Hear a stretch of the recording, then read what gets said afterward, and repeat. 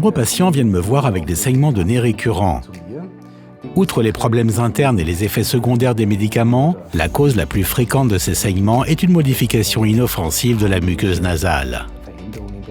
Ce sont des vaisseaux superficiels qui éclatent encore et entraînent des saignements de nez. Dans de tels cas, les bâtonnets de nitrate d'argent Silverine sont une option de traitement idéale. Ils sont très faciles à utiliser. Et si vous respectez certaines règles de base, ils n'engendrent généralement aucune complication. À savoir, il ne faut traiter qu'un seul côté à la fois et attendre 4 semaines avant de traiter la deuxième narine. Avec les enfants, seuls les bâtonnets Silverine à 50% doivent être utilisés. Pour les adultes, les bâtonnets à 75% sont plus adaptés. Dans la région des oreilles, du nez et de la gorge, je n'utilise que les bâtonnets flexibles car ils sont plus petits, plus doux à utiliser et permettent une application sélective. Les bâtonnets rigides sont plus adaptés au traitement de grandes surfaces, dans le traitement des plaies par exemple. L'intérêt d'un traitement avec les bâtonnets de nitrate d'argent est qu'ils ciblent la surface des muqueuses sans que leur action pénètre trop en profondeur, c'est-à-dire sans atteindre le cartilage sous-jacent. Cela rend les dommages au cartilage sous-jacent extrêmement improbables. Le traitement commence par l'insertion d'un morceau de coton imbibé d'un anesthésique local et de gouttes nasales décongestionnantes en proportion équivalente. Pour cela, j'utilise de la lidocaïne à 10%, dans mon cas un spray à la xylocaïne, et d'autre part le spray nasal Rhinon, qui est une solution à base de nafazoline.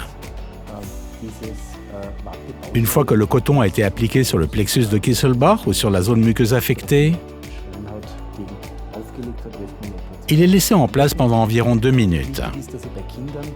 Un élément important est qu'avec les enfants, j'applique toujours d'abord un dérivé de procaïne à 1%, en l'occurrence du bénoxynate à 1%, à cause de l'irritation que la lidocaïne provoque sur la muqueuse.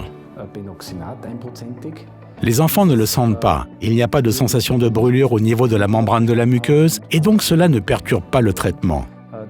Comme pour les adultes, le produit est mélangé avec le spray Rhinon et laissé sur la zone à traiter pendant 2 minutes, puis retiré. Ensuite, la xylocaïne est appliquée. Cela a l'avantage de garantir que l'anesthésie locale fait pleinement effet et vous avez alors amplement le temps d'utiliser le bâtonnet pour cautériser le vaisseau sanguin. Une fois le coton retiré, le bâtonnet est humidifié très brièvement dans l'eau. L'eau est importante car, par exemple, des solutions salines peuvent lier le nitrate d'argent et ainsi limiter son efficacité. La goutte d'eau qui reste sur la pointe doit être essuyée. Après cela, le bâtonnet est appliqué à l'endroit précis du vaisseau en utilisant une légère pression. Le bâtonnet est laissé en contact avec la muqueuse pendant environ 3 secondes, puis retiré avec un léger mouvement de roulis. Dans ce cas, je l'utilise sur 3 points différents et je procède exactement de la même manière à chaque point. Les excédents de matière caustique, qui pourraient être transportés postérieurement via la muqueuse vers des endroits inappropriés, peuvent être essuyés simplement, mais avec précaution, avec un coton-tige. Ceci termine le traitement. Si le patient a des saignements de nez aigus, j'applique la même méthode dans le même ordre. Cela signifie que le coton est appliqué sur le site de saignement. Vous pouvez également compresser la zone manuellement et attendre que les substances vasoconstrictrices fassent effet.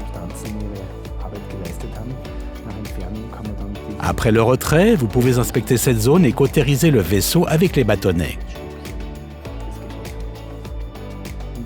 Cela fonctionne dans la plupart des cas et vous pouvez répéter le traitement. Après environ 1 mois, ce traitement peut également être effectué pour l'autre narine. Traiter les 2 narines en même temps n'est pas conseillé en raison du risque de perforation du septum, étant donné que la muqueuse alimente le cartilage sous-jacent.